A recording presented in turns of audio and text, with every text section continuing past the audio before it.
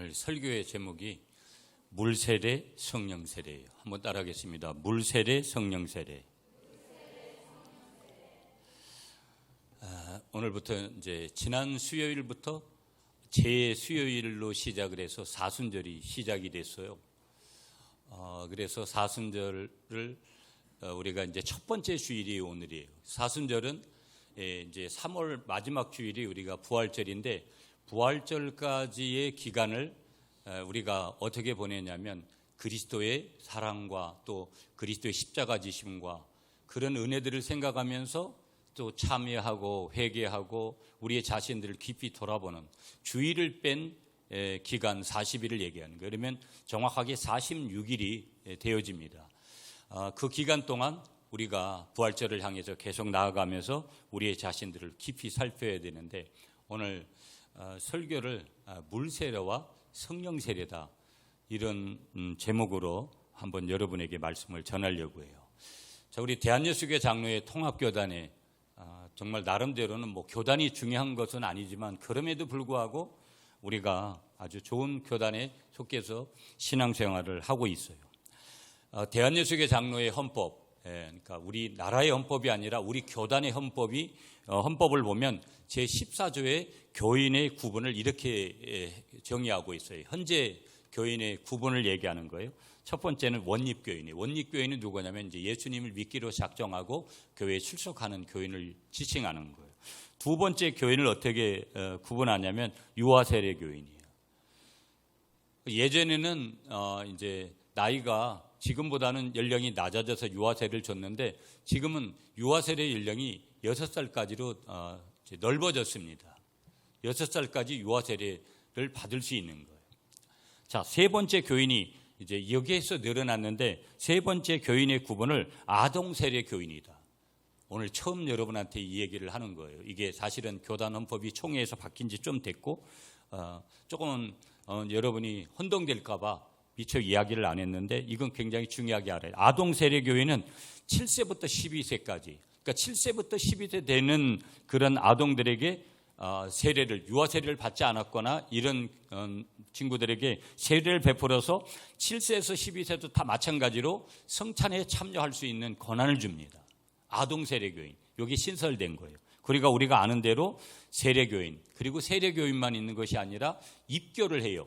입교는 뭐냐면 유아세례를 받고 난 다음에 나이가 13세가 되어지면 본인이 다시 세례를 받는 것은 아니지만 본인의 고백을 그렇게 하도록 해서 입교 예식을 가져요. 이건 13살 이상이 되면 세례를 받을 수 있는 거예요. 누구든지. 이렇게 구분이 되는 거예요.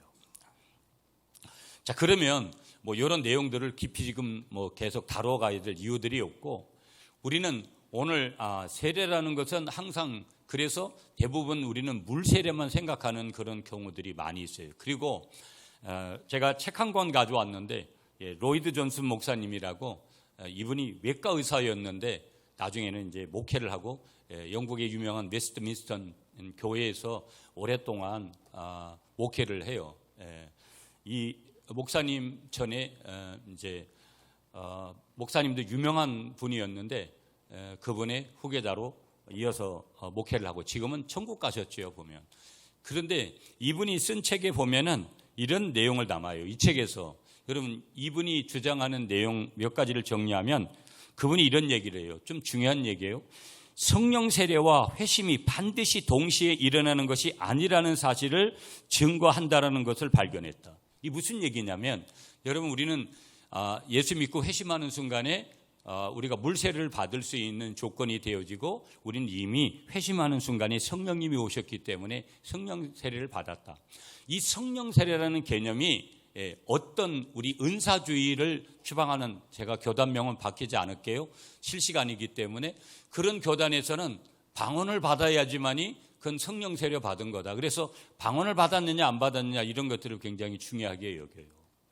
그런데 오늘 이런 은사 부분을 다루려고 하는 부분들이 아니기 때문에, 교단을 폄하하거나 이런 쪽에서의 설교가 아니기 때문에 계속 다른 쪽으로는 나가지 않을게요. 다시 돌아와가지고 이 로이드 존슨 목사님이 그 책에서 본인도 굉장히 인텔리였잖아요. 의사였으니까. 본인도 우리가 통상적으로 알고 있는 영국의 유명한 이미 천국 가신 존 스토트 목사님 이런 분들도 다 우리가 회심할 때 성령 세례 받는다. 기본적인 그렇게 주장을 하고 우리 교단도 대부분 우리가 회심할 때 다 성령이 내주하셔서 성령 세례 받는다. 어떤 그런 개념으로 다 이해를 해요. 그런데 거기에 대한 반박을 하는 그런 내용인 거예요. 본인도 그렇게 알았는데 내가 신앙생활을 하고 기도 생활을 하고 말씀 생활을 하다 보니까 그게 아닌 것을 발견하게 됐다. 그러면서 5가지로 전체적인 것을 정리를 해요. 첫째는 우리가 예수 믿으면 중생한다, 회심한다, 거듭난다, 영적으로 출생한다. 다 똑같은 얘기예요. 다 기본적인 거예요.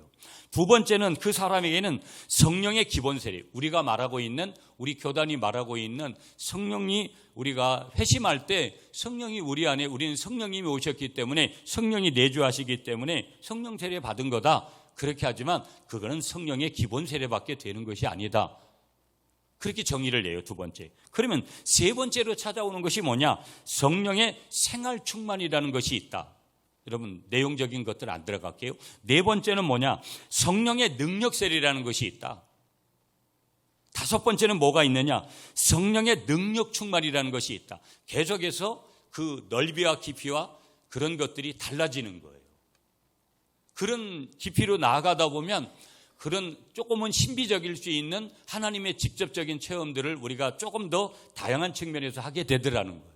자, 여기까지만 나가 보면서 그럼에도 불구하고 우리는 2가지로 함축을 해서 우리가 예수 믿고 회심하면, 예수 믿기로 작정하면 어느 기간이나 연령이 되어지고 하게 되어지면 우리는 그렇게 세례를 받을 조건이 되면 우리가 세례 받아요. 예전에는 제가 세례자 교육을 철저하게 했는데 워낙 요즘은 조금은 시간들이 그러니까 제가 책자를 통해서 이렇게 하지만 사실은 세례자 교육이라는 것이 매우 중요해요. 책을 보면 초대교회의 세례를 받는 조건은 뭐냐면 3년 정도의 엄청난 아주 굉장히 집중적인 그런 훈련을 받은 사람이 세례를 받기도 하고 어떤 경우에는 즉시적으로 세례를 받기도 해요. 그래서 뭐 그렇게 오랜 동안 세례 교육을 해야 되느냐 말아야 되느냐 그런 논란들은 분명히 있지만 그러나 세례를 받는 그 과정까지의 준비 과정은 반드시 필요할 것이다 라는 것들. 여러분들이 어떻게 하면서 세례를 받았나? 내가 세례 받을 때 어떤 중심이 뭐였나? 믿음이 뭐였나? 한번 가만히 생각을 해보세요. 여기서 말하고 있는 세례는 물세례를 얘기하는 거예요. 우리 교회에서 안 받으셨어도 여러분이 어느 교회에서 받으셨든지 받으신 그 물세례. 그러면서 여기에 한 가지를 더하는 것이 성령 세례라는 이 부분에 대해서 어떻게 우리가 생각하면서 우리가 우리의 신앙생활을 좀 이끌어가느냐. 자, 오늘 본문 여러분 9절 말씀을 여러분이 한번 읽어주세요. 9절 말씀 시작.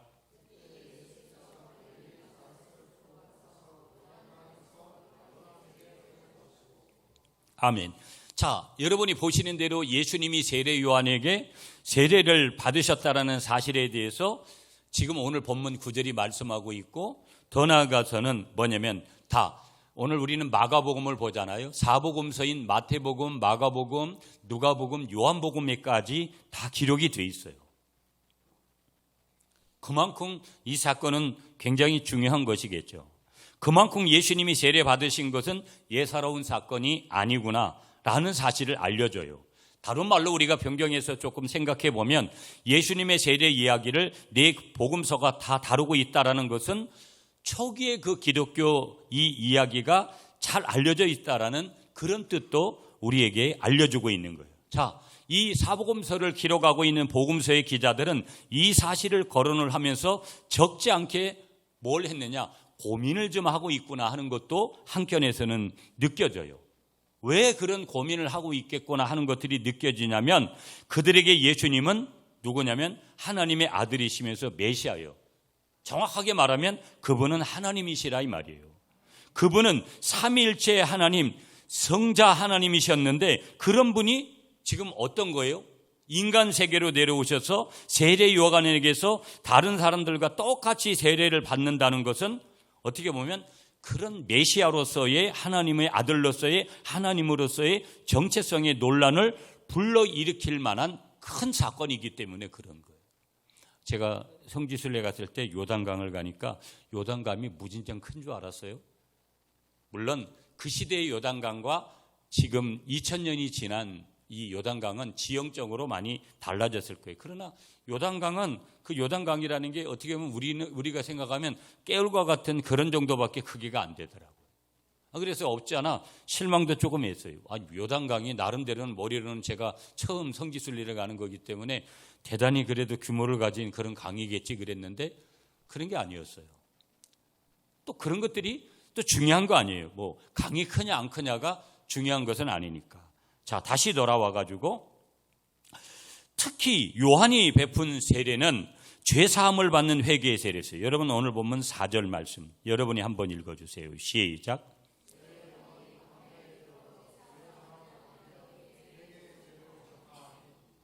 아멘. 자, 그러면 여기서 세례 요한이 전파한 회개란 우리가 이야기하는 대로 세례 교육할 때 핵심이죠, 여러분.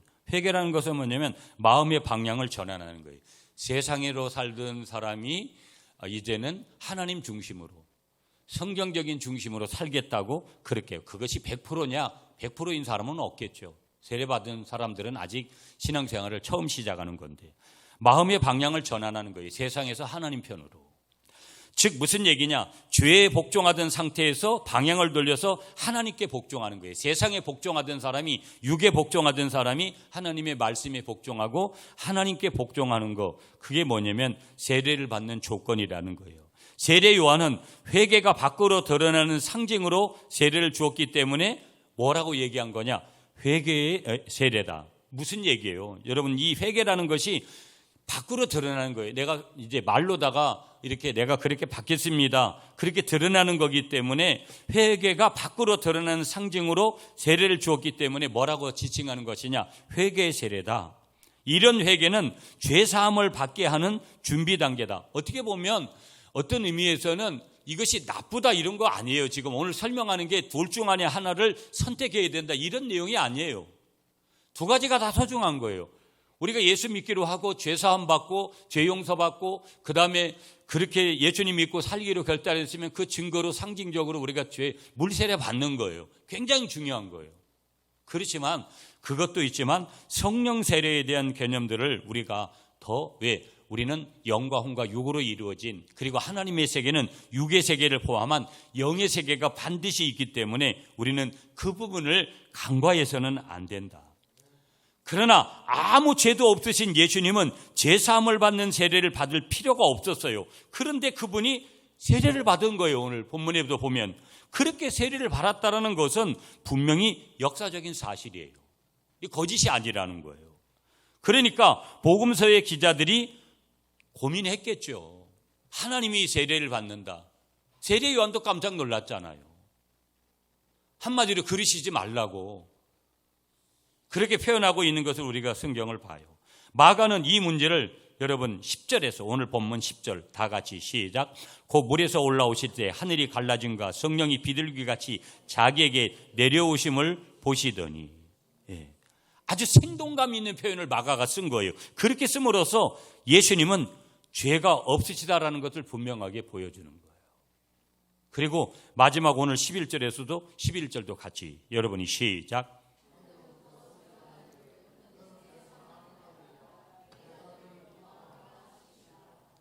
아멘. 더 설명하지 않아도 그분은 하나님이시라는 거, 하나님의 아들이시라는 거 그런 음성을 들려주시잖아요.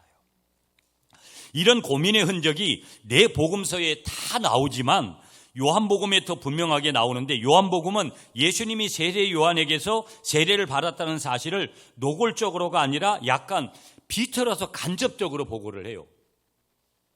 직접적으로. 그래서 여러분이 오늘 성경에 보면 거기에 세례를 받으시다에 마태복음 3장, 누가복음 3장만 나오고 요한복음 기록이 안 돼 있어요. 기록이 안 돼 있기 때문에 세례 기사가 성경에 없느냐? 요한복음에 가면 분명히 그렇게 나와 있어요. 요한복음 1장 29절에 보면 세례 요한은 예수님께서 자기에게 오시는 것을 보고 이렇게 말해요. 보라, 세상 죄를 지고 가는 하나님의 어린 양이로다. 그리고 이어서 뭐라고 얘기하느냐? 예수님이 요한 자기보다 먼저 앞선 분이다. 왜? 그분은 하나님이기 때문에 자기보다 앞서 오신 분이다. 그렇게 이야기를 하는 거예요. 자, 예수님이 누구인지 몰랐다라는 말을 요한복음 1장 31절과 32절에서 반복을 해요. 세례 요한이 그렇게 말을 한 것은 예수님이 자기를 초월하는 분이라는 뜻을 나타내기 위해서 계속 그런 표현을 쓴 거예요. 자, 그러면 세례 요한이 예수님에게 세례를 베푼 이유가 뭘까? 그럼에도 불구하고 예수님이 세례 요한에게 세례를 받았는데, 세례 요한이 예수님에게 세례를 베풀었는데, 세례 요한이 예수님에게 세례를 베푼 이유는 예수님을 이스라엘 앞에 나타내려는 거야. 이분은 메시아다, 이분은 구원자이시다, 이분은 하나님이시다 하는 것을 이스라엘에게. 유대인들은, 여러분, 유대교와 기독교의 차이는 그런 거잖아요. 예수님을 포함하면 기독교고 예수님을 빼면 유대교예요. 유대인들은 지금도 메시아가 오시지 않았다고 메시아를 기다리고 있는 거예요. 메시아는 이미 2000년 전에 초림주로 오셨는데, 하나님의 아들로 오셔서 갈보리에서 십자가를 져주셨는데 그걸 그들은 인식하지 못한 거예요. 그러나 그 당시에 세례 요한은 예수님에게 왜 세례를 베푼냐? 여러 이유들이 있겠지만 그 이유 중에 하나가 예수님을 이스라엘 앞에 나타내려고, 구원주로, 메시아로, 하나님의 아들로, 하나님으로 메시아로서의 길을 시작하는 메시아 대관식에 대한, 어떻게 보면 여러분 좀 어려운 단어지만 선포 같은 그런 내용이에요. 자, 이 사건을 요한복음은 예수님의 세례가 세례 요한의 세례와 전혀 다르다라는 말로 설명을 해요. 다르다라는 거예요. 세례 요한의 세례는 뭐예요? 그냥 물세례예요. 단순하게 우리가 알고 있는. 그런데 예수님은 물이 아니라 성령으로 세례를 베푸신 분이라는 거예요. 우리가 요한복음에 가면 여러분 성경을 읽어보시면 알아요.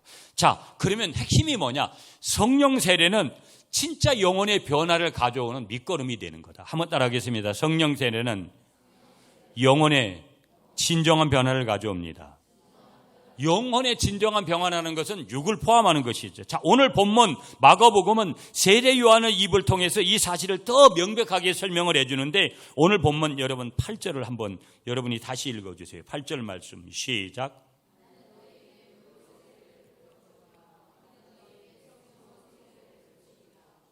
아멘. 나는 너희에게 물로 세례를 베풀 거니까. 세례 요한이 얘기하는 거예요. 그는 너에게, 그가 누구겠어요? 예수님이죠. 예수님은 너에게 성령으로 세례를 베푸시리라. 요한의 세례는 죄가 있기에 씻어내는 거고 연합한다는 의미를 가지고 있어요. 이 회개라는 거. 회개한다. 내가 죄를 씻어내는다. 내가 하나님과 연합한다. 누구에게로 가는 것이냐? 죄하고 죄로 가는 것이 아니라 내가 예수님과 연합한다. 그런 의미가 세례 속에 담겨져 있다라는 거예요. 자, 그러면 세례 요한의 물 세례는 요단강에서 베풀어졌다 그랬어요. 아까 너무 적더라 뭐 이런 얘기도 드렸는데, 사람들은 요단강 물속에 잠갔다가 빼내는 그런 의식을 했어요. 침례교는 지금도 여러분 세례 의식이 어때요? 우리는 이렇게 약식으로 하지만, 상징적인 것으로 하지만, 기념적인 것으로 하지만, 강가나 이런 데 가서 아니면 세례식을 하는 탕이 있어가지고 거기에다가 이렇게 완전히 100% 머리까지 이렇게 담가버리잖아요. 뭐 그게 맞다 저게 맞다. 그래서 침례교는 세례라 부르지 않고 침례라고 성경을 또 표현해서 하는데, 그거는 뭐 그렇게 중요한 문제들은 아니거든요.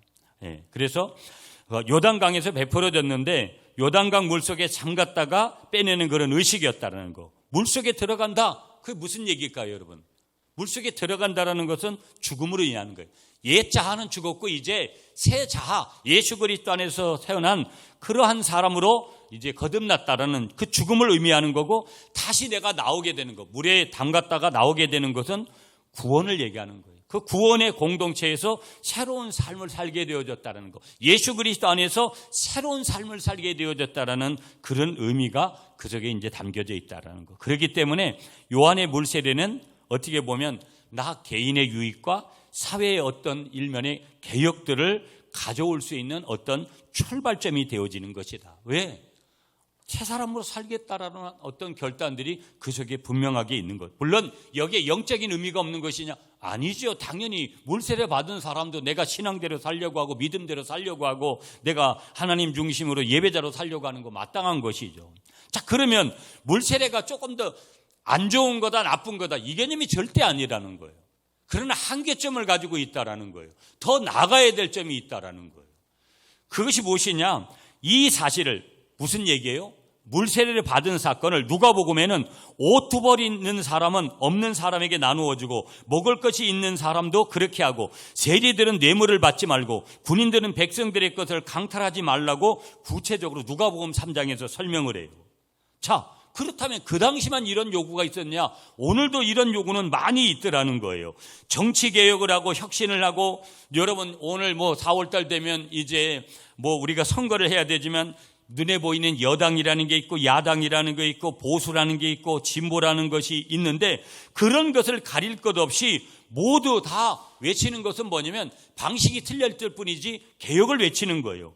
모두 필요한 일들이라는 거예요. 세례 요한은 당대의 약심을 일깨우는, 어떻게 보면 광야의 설이었다. 광야에 외치는 자리의 설이었다. 우리 성경을 통해서 확인하잖아요. 그런데 물세례에 비해서 성령 세례는 조금 약간 모호해. 무슨 얘기냐? 손에 잘 잡히질 않아. 물은 눈에 보이지만, 여러분 우리가 세례 받는 것, 이런 것들은 저분이 세례 받았구나, 나도 세례 받았지, 그런 것들 물은 눈에 보이지만 성령은 어떤 거예요? 눈에 보이지 않아요. 눈에 보이지 않는다고요. 성령 세례는 일반적인 의미에서의 세례는 아닌 거예요. 예수님은 세례를 베풀지도 않았어요. 자, 조금 복잡해질 수도 있는데 조금 이해되는 부분까지만 여러분이 받으시면 되는데, 지금 우리 교회에서 베풀어지는 세례의 전통은 누구에서 온 거예요? 세례 요한에게서 온 거예요. 예수님도 그런 물로 세례를 받으시는 것도 받으셨으니까. 세례 요한의 제자들이 기독교의 구성원으로 한 사람 한 사람씩 들어오면서 세례가 교회 의식으로 이제 자리를 잡게 되고, 또 지금과 같은 우리가 종교개혁자들을 통해서 여러 가지 기념설이냐 우리가 성찬을 하면서도 그러듯이 이 세례에 대한 개념들도 여러 가지가, 아까 침례를 해야 되느냐 어떻게 해야 되느냐 이런 것까지 이제 오게 되는 거예요. 당연히 지금 세례 요한을 통해서 우리가 교회에 내려오는 것은 물세례라는 거. 물세례는 물과 관계가 있다면 성령 세례는 뭐예요? 말 그대로 성령과 깊이 있는 관계가 있는 거고, 그럼 물세례는 성령님과 관련이 없느냐? 여러분 조금 더 이렇게 우리가 그런 쪽으로 나가면 관련이 있죠. 하나님하고 관련이 없는 물세례를 누가 받겠어요? 성령 세례는 성령을 받는 거라는 거예요. 그러면 아까 논쟁을 했던, 우리가 회심할 때 성령도 받았습니다라고 하는데, 우리가 성령의 기본 세례가 있고 성령의 능력 세례가 있다, 그리고 성령의 세례를 받으면 반드시 방언을 받아야 된다, 이런 교리적인, 이런 논쟁적인, 교단적인, 신학적인 논쟁들이 있다라는 거예요. 그런 논쟁을 오늘 제가 불러일으키려고 이런 얘기를 하는 것도 아니고, 그런 논쟁에까지 나가지 않는다라는 거예요. 물세례와 성령 세례, 다시 말하면 성령 세례는 좀 더 영적인 하나님의 세계 속에 우리에게 주어지는 것들이 있다라는 거. 성령 세례는 성령을 받는 것인데, 당연히 물세례 받은 사람도 성령 받았죠. 그렇지만 여기서 말씀하는 대로, 그렇기 때문에 제가 로이드 존슨 목사님의 5가지의 그런 주장을 제가 먼저 말씀을 드린 이유가 거기에 있는 거예요. 여러분의 신앙적인 그런 틀들을 좀 더 넓게 열면서, 머리를 열면서 오시라고. 성령의 능력에 사로잡히는 것, 그걸 바로 성령 세례라는 거예요. 성령과 일치하는 것, 그것이 성령 세례라는 거예요. 여기서 중요한 것은 성령 세례의 실체가 무엇이냐 하는데 포점이 있더라는 거예요. 자, 물 세례는 앞에서 설명한 대로 개인과 사회의 도덕적인 윤리적인 변화를 어떻게 보면 그런 측면이 훨씬 더 강하다. 그런데 지금 말씀하고 있는 두 번째의 성령 세례는 영혼의 변화를 가리키는 거예요. 우리는 육으로도 변화가 돼야 되지만 영혼 육을 가진 우리는 전인의 변화가 반드시 필요한 줄 믿으시는 여러분이 되시기를 축복합니다.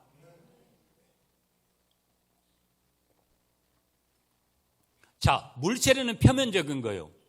다른 사람이 세례를 받든지 내가 세례를 받든지 다른 사람이 알고 내가 다 알아요. 표면적인 변화. 그러면 반대로 오늘 여기 그 영혼의 변화, 성령 세례는 내면적인 변화를 반드시 얘기하는 거죠. 표면적인 변화는 눈에 확 드러나요. 그렇게 드러나지만 내면적인 변화는 드러나는 것도 있고 드러나지 않는 것도 훨씬 더 많을 수 있어요. 그래서 사람들은 성령 세례를 표면적인 변화에서 찾고 확인하려고 굉장히 애를 많이 쓰죠. 그래서 방언을 한다든지 어떤 능력을, 은사가 나타나든지 하면 굉장한 것으로 생각을 해요. 그게 나쁘다라는 거 아니에요? 은사가 나타났다는 것을 함부로 여기다라는 거 아니에요. 자, 예수님을 믿고 구원받았으면 뭔가 실제적인 변화가 있어야 하지 않느냐 하는 그런 요구들 마땅한 거라는 거예요. 당연한 거라는 거예요.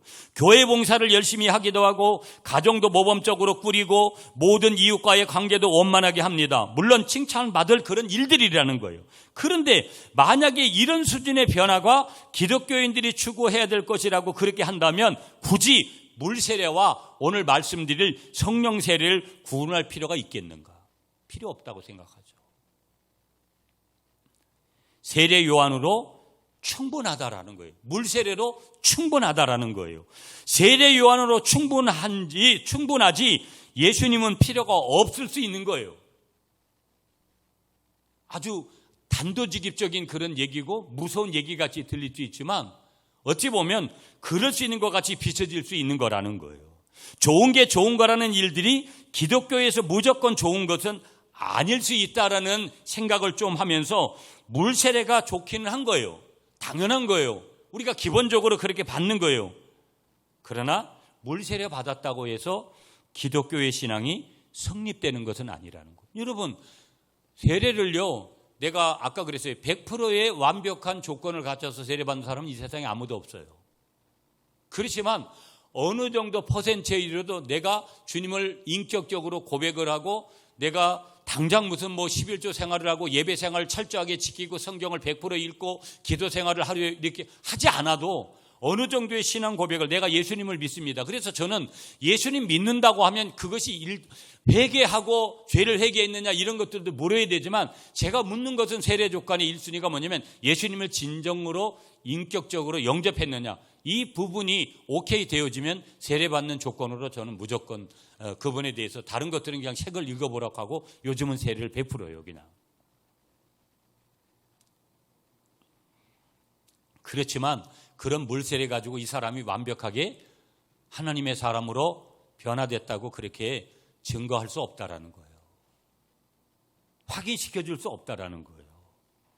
성령 세례를 통한 영혼의 변화는 사람의 본질이 변화되는 것을 얘기하는 게 굉장히 중요한 거예요. 왜 성령 세례해야 되느냐? 우리는 육도 가지고 있지만 육도 변화돼야 돼요, 여러분. 윤리적으로 도덕적으로 사람이 완전히 그렇게 영적으로 바뀌어야 되는데 더 나아가서는 사람의 본질이 변화, 영혼의 변화가 반드시 따라와야 된다라는 거. 그래서 네가 믿느냐? 그러면 행함이 있어야 되고 행실과 삶의 변화가 따라와야 된다라는 거. 우리가 야고보서를 보듯이 행동을 강조하는 그 내용이 여기에서 오는 거잖아요. 겉으로 드러나는 행위의 변화가 아니라는 거, 속에서 일어나는 뭘 얘기하는 거예요? 존재의 변화. 깊이 있는 존재의 변화, 넓이 있는 하나님이 인정하시는 그런 존재의 변화를 얘기하는 거예요. 우리가 코로나19를 겪으면서 하나님이 어찌 보면 이런 거에 대한 질문을 우리에게 하신지 몰라요. 우리 교회도 여러분 이 3분의 1이라는 분들을 어떻게 되든지 이제 교회에 나오시도록 제가 계속해서 신방을 가장 제가 1순위로 지금 생각하는 게 기도하면서 신방하는 거. 그래서 잃은 영혼을 먼저 찾고 그 다음에 또 새롭게 전도하면서 이제 그렇게 가려고 해요. 그게 우선순위인 것 같고. 그렇지만 저와 여러분들도 지금 예배에 참석하지 않는 분들은 당연히 깊이 생각을 해야 되고 교회 안에 저와 여러분이 남겨졌다고 해가지고 저와 여러분들은 예외라고 생각하면 그건 착각이라는 거예요. 어찌 보면 교회 안에 지금 여전히 예배에 출석하고 있는 저와 여러분들이 깊은 질문을 해야 돼요. 어떤 질문을 해야 된다라는 거예요? 내가 본질적인 사람으로서의 변화가 있는 사람이냐? 이 질문이 여러분 오늘 제가 설교를 여러분이 물세례냐 성령세례냐 해가지고 논쟁적인 이야기를 갖다가 지금 여러분에게 던져 놓으려고 하는 것이 아니라 성령세례라는 개념, 그 영적인 변화라는 것은 사람이 본질적으로 변화되는 건데 내가 지금 그런 쪽으로 가고 있느냐, 이걸 좀 깊이 이 사순절 기간에 우리가 보라고 여러분 제가 이 말씀을 준비한 거예요. 자, 영혼의 변화는 본질적인 변화라는 말과 본질은 변하지 않는다는 이런 말은 서로 모순이면서도 충돌을 해요. 여러분 들어보셨잖아요. 본질이 변화돼야 된다, 영혼의 변화 일어나야 된다. 그런데 저도 그런 얘기 많이 해요. 본질의 변화는, 인간의 변화는 천지창조보다도 어렵다. 사람 잘 안 변해요. 어느 정도 설득력이 있어요. 이런 모순과 충돌 사이에 신앙의 신비가 거기에 또 자리해요. 사람은 변해요.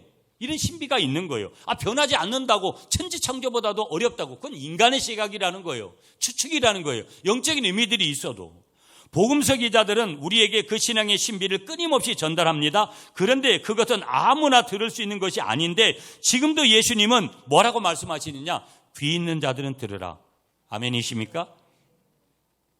내가 무슨 교리적인 논쟁을 하려고 말씀을 전하는 것도 아니고, 어떤 방식으로 전했든 귀 있는 자는 하나님이 깨닫게 하시고 성령이 깨닫게 하시면 귀 있는 자들은 들릴 거라는 거예요. 아멘이시죠, 여러분? 인간의 본질은 변하지 않는다라는 사실을 우리가 조금 더 생각해 보면, 오랜 동안 목회를 하던 목사님들이 이구동성으로 하는 말은 사람이 변하지 않는다라는 거예요. 저도 그렇게 생각을 하고 그렇게 많이 판단이 되어지는 일들이 많아요. 그런 말을 하게 되는 그런 이유가 뭘까라는 것들 여러 가지로 이렇게 생각해 볼 수 있는 거예요. 기독교인들이 아무리 오래 교회에 다녀도 겉으로는 그럴듯하게 신앙생활을 해도 실제로는 변하지 않기 때문에 그런 말을 하는 것일 거다라는 거 분명히 알아요. 저도 그렇게 생각을 하고요. 그러나 사람이 변하지 않는 것은 전혀 이상한 현상이 아니라는 거, 그것 때문에 실망할 것도 없다라는 거, 나를 거기에 비춰봐도 사람이 잘 변하지 않는다라는 말은 옳다라는 거.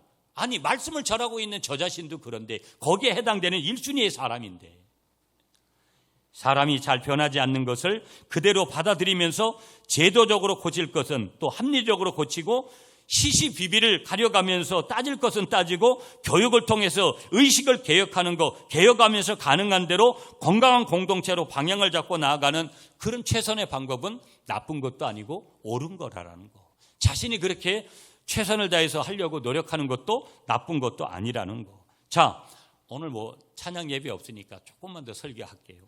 성령 세례를 통해서 영혼이 변한다, 이 말은 두 가지의 의미가 있는 거예요. 첫 번째 의미는 뭐냐면, 성령 세례를 통해서 영혼이 변한다, 이 말은 변화의 주체가 하나님이라는 사실이에요. 그렇기 때문에 내가 인간적으로 봐도 저 사람 변하지 않았네, 저 사람 변하지 않을까, 나도 안 변하네.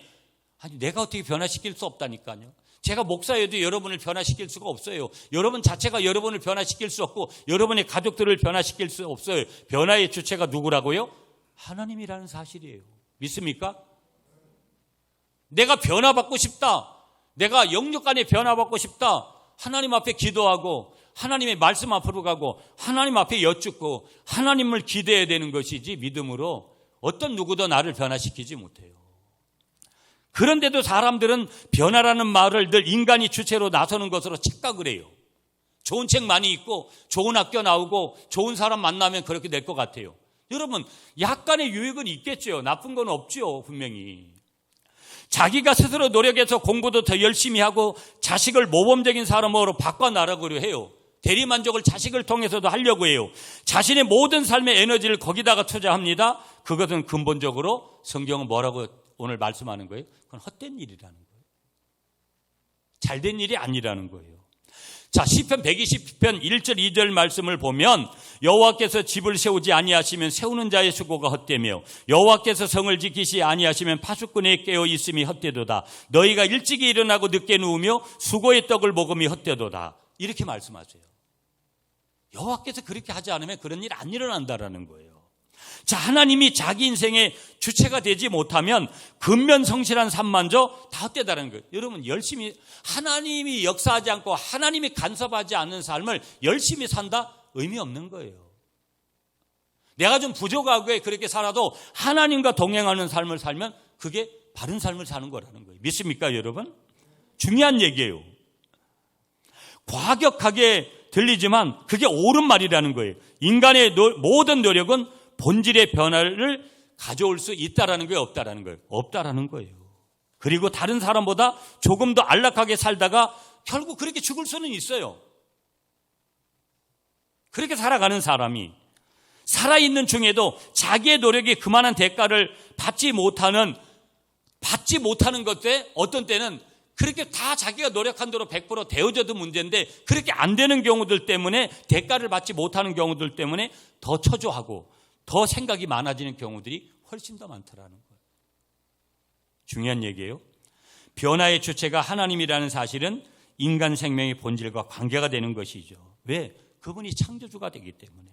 그러면서 문제는 두 번째 의미가 뭐냐? 그 본질의 변화가 확연하게 느껴지지 않는 데 있다라는 거예요. 그것이 뭐냐? 성령 세례를 통해서 영혼이 변화된다는 말의 두 번째 의미라는 거예요. 무슨 얘기예요? 성령의 세례를 우리가 성령의 능력 세례냐 성령의 생활 충만이냐 여러 가지 있지만 계속 단계들이 높아지는 단계에서 하나님을 경험하는 거기 때문에 결국은 뭐예요? 거기서 오는 두 번째의 능력은 훨씬 더 광범위하고 훨씬 더 크게 되어지더라 하는 것을 우리에게 말씀하고 있는 줄 믿으시는 여러분들이 되시기를 축복합니다. 하나만 더 보면서 오늘 마칠게요. 그러면 세례라는 것은 우리에게 초점이 어디로 맞춰져야 되느냐? 한번 따라하겠습니다. 세례는 예수님과의 연합입니다. 믿습니까? 그러니까 물 세례든 성령 세례든 주님과 그리스도를 닮은 사람, 그리스도의 장성한 분량에 이르는 사람이 되도록 하는데 목적이 있는 거예요.